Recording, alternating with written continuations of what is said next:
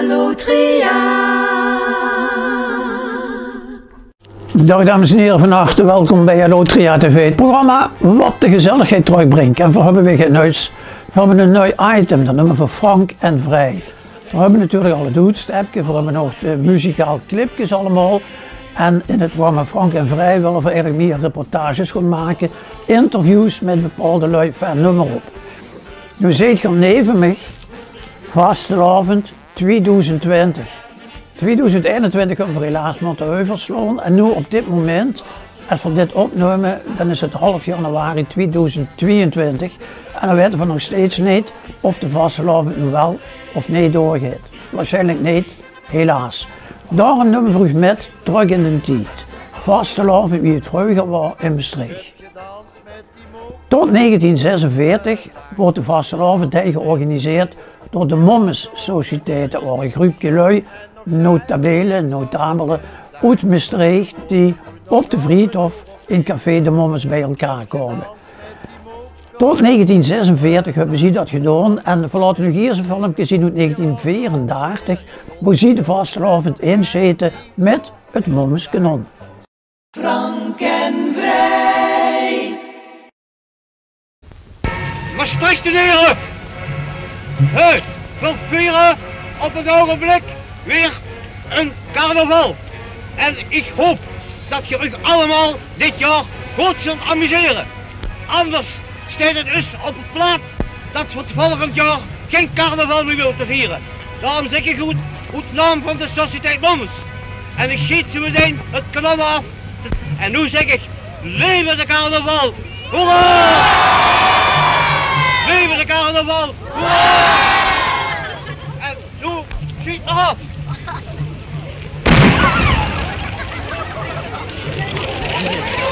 In 1946, direct na de oorlog, hebben de Templiers het organiseren van de vastelavond overgenomen.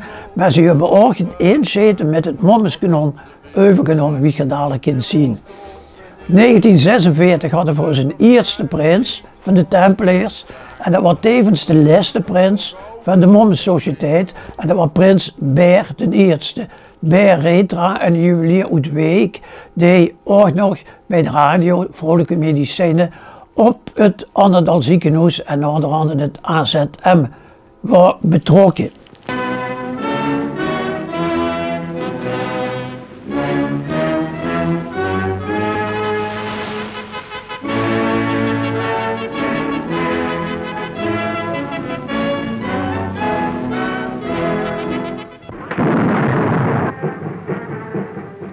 Het traditionele inschieten op het Vrijthof te Maastricht is weer gebeurd.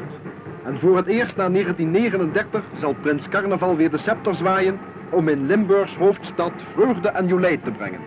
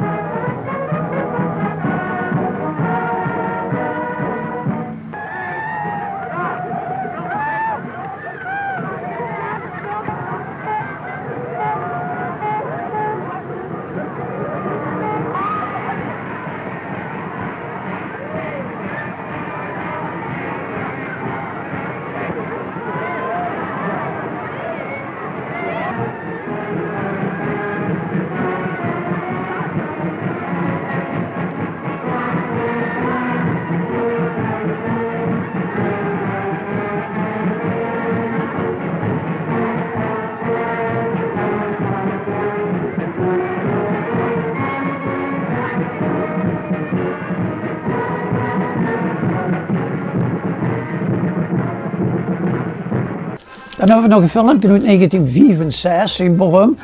Tot in die tijd begon zich Polygon Profilty. Dat was het programma als ze naar de cinema toe ging. Dan had ze voor het programma Wereldnieuws Polygoon Profiel die presenteerde dat. Philip Bloemendaal week in zijn stomheid. Die begon zich in 1965 met te bemoeien en nog dat wel de vroegeren laten zien.